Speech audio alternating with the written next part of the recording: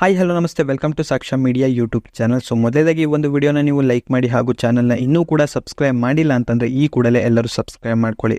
So ಇದೀಗ drone ಪ್ರತಾಪ್ಗೆ legal note ಕಳುಹಿಸಿದ್ದಾರೆ doctor ಪ್ರಯಾಗ್ ರವರು. ಹೌದು, ಬಿಗ್ ಬಾಸ್ನ ಮನೆಯಲ್ಲಿ ತನ್ನ ಬಗ್ಗೆ ತಪ್ಪು ಮಾಹಿತಿ ನೀಡಿದ್ದಲ್ಲದೆ ಮಾನಹಾನಿ ಆಗುವಂತಹ ಮಾತುಗಳನ್ನು ಆಡಿರುವ ಕಾರಣದಿಂದಾಗಿ ಇದೀಗ ಡ್ರೋನ್ ಪ್ರತಾಪ್ಗೆ ಲೀಗಲ್ ನೋಟಿಸ್ ಅನ್ನ ಕಳುಹಿಸಿದ್ದಾರೆ ಡಾಕ್ಟರ್ ಪ್ರಯಾಗ್ ಪರ ವಕೀಲರು. ಹೌದು, ಪಶುವೈದ್ಯರಾಗಿರುವಂತಹ ಡಾಕ್ಟರ್ ಪ್ರಯಾಗ್ ಈ ಹಿಂದೆ ಬಿಬಿಎಂಪಿಯಲ್ಲಿ ನೋಡಲ್ ಅಧಿಕಾರಿಯಾಗಿದ್ದರು. ಕೊರೋನಾದ ಅವಧಿಯಲ್ಲಿ ಅಧಿಕಾರಿಗಳು ಹೊಡೆದು ಟಾರ್ಚರ್ ಕೊಟ್ಟರು ಅಂತ ಬಿಗ್ ಬಾಸ್ನ ವೇದಿಕೆಯಲ್ಲಿ ಪ್ರತಾಪ್ ರವರು ಮಾತನಾಡಿದ್ದರು. ಪ್ರತಾಪ್ ಬಿಗ್ ಬಾಸ್ನ ವೇದಿಕೆಯಲ್ಲಿ ಕ್ಷಮೆಯಾಚನೆ ಮಾಡಬೇಕು, ಲಿಖಿತ ರೂಪದಲ್ಲಿ ಕ್ಷಮೆಯಾಚನೆ ಮಾಡಬೇಕು ಎಂದು ವಕೀಲರ ಮೂಲಕ ಇದೀಗ ಲೀಗಲ್ ನೋಟಿಸ್ ಅನ್ನು ಕಳುಹಿಸಿದ್ದಾರೆ. ಲಿಖಿತ ರೂಪದಲ್ಲಿ ಕ್ಷಮೆಯಾಚನೆಯನ್ನು ಬರೆಯದೇ ಇದ್ರೆ ಮಾನನಷ್ಟ ಮೊಕದ್ದಮೆ ಹಾಕುವುದಾಗಿ ಇದೀಗ ನೋಟಿಸ್ ಒಂದನ್ನು ಇದೀಗ ಡಾಕ್ಟರ್ ಪ್ರಯಾಗ್ ರವರು ಕಳಿಸಿದ್ದಾರೆ.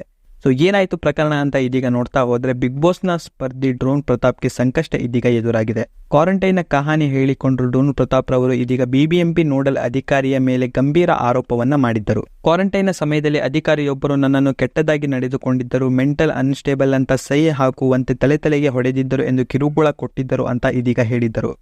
ಕ್ವಾರಂಟೈನ್ನಲ್ಲಿ ಮಾನಸಿಕ ಹಿಂಸೆಯನ್ನ ಕೊಟ್ಟು ಹುಚ್ಚ ಅಂತ ಪೇಪರ್ಗೆ ಸಹಿ ಹಾಕು ಅಂತ ತನಗೆ ಹೊಡೆದಿದ್ರು ಅಂತ ಡ್ರೋನ್ ಪ್ರತಾಪ್ ರವರು ಆರೋಪವನ್ನ ಮಾಡಿದ್ರು. ಇನ್ನು ನೋಟಿಸ್ ಕಳಿಸಿದಂತಹ ಡಾಕ್ಟರ್ ಪ್ರಯಾಗ್ ರವರು ಈ ರೀತಿ ಹೇಳಿದ್ದಾರೆ.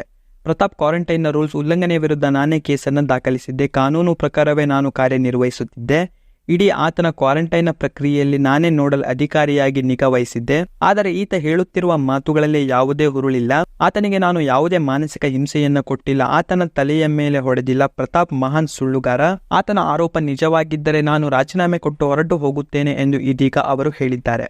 ಆತನ ವೈಯಕ್ತಿಕ ವಿಚಾರ, ತಂಗಿ ಮದುವೆ, ತಾಯಿ ಯಾವುದೇ ಮಾತುಗಳನ್ನು ನಾನು ಆಡಿಲ್ಲ. ಪ್ರತಾಪ್ನ ತಂದೆ ಬಹಳ ಒಳ್ಳೆಯವರು, ಬೇಕಿದ್ರೆ ಅವರನ್ನ ಕೇಳಲಿ. ಇದುವರೆಗೆ ನಾವು ಹಿಂಸೆಯನ್ನ ನೀಡಿದರೆ ಆತ ಯಾಕೆ ನಮ್ಮ ವಿರುದ್ಧ ದೂರನ್ನ ಕೊಡಲಿಲ್ಲ ಎಂದು ಹೇಳಿದ್ದಾರೆ.